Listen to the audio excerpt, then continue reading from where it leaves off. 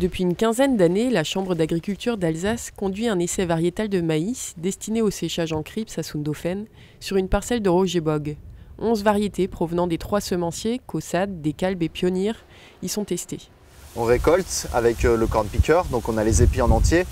Et ce qu'on regarde dans un premier temps, c'est le nombre de spats qui restent. Les spats, plus il y a de spats autour de l'épi, moins le séchage sera bon dans le crips.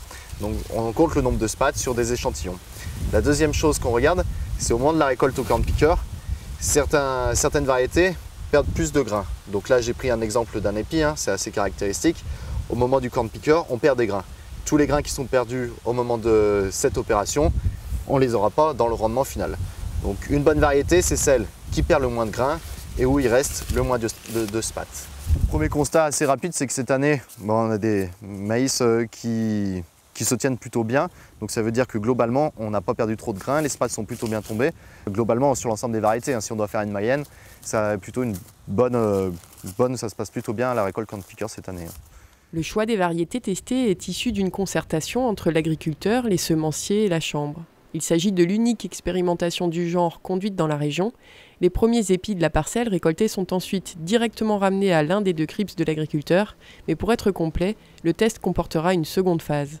Une deuxième étape quand même pour avoir une idée du potentiel des variétés, il y aura une deuxième partie de l'essai qui sera récoltée en grains avec une pesée par variété pour avoir une idée sur le rendement.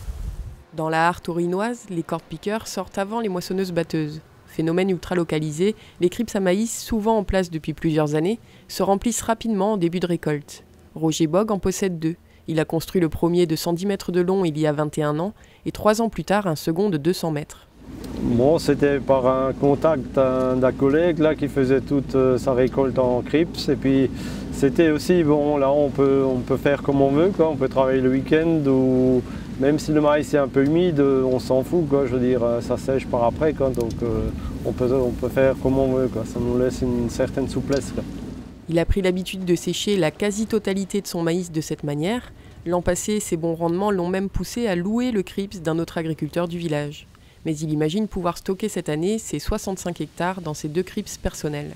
On les remplit entre septembre et octobre. Et pour les grainages, ça dépend. Là, cette année, on a commencé chez le collègue en fin mars, quoi. Et nous, on avait grainé, on avait vidé fin avril, quoi.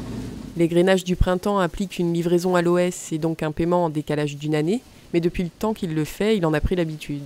Cette technique nécessite également du matériel, en l'occurrence un corn picker pour la récolte des épis et un tapis élévateur pour le remplissage des crips. Mais ces 2 outils sont rentabilisés aujourd'hui. Si à l'époque de la construction des crips, il existait une niche spécifique disparue depuis, il ne changerait plus ses habitudes pour autant. La plus-value, elle n'existe plus actuellement, quoi. Parce que dans le temps, on mettait que du maïs rond, du maïs corné, quoi, qui était destiné à l'alimentation humaine.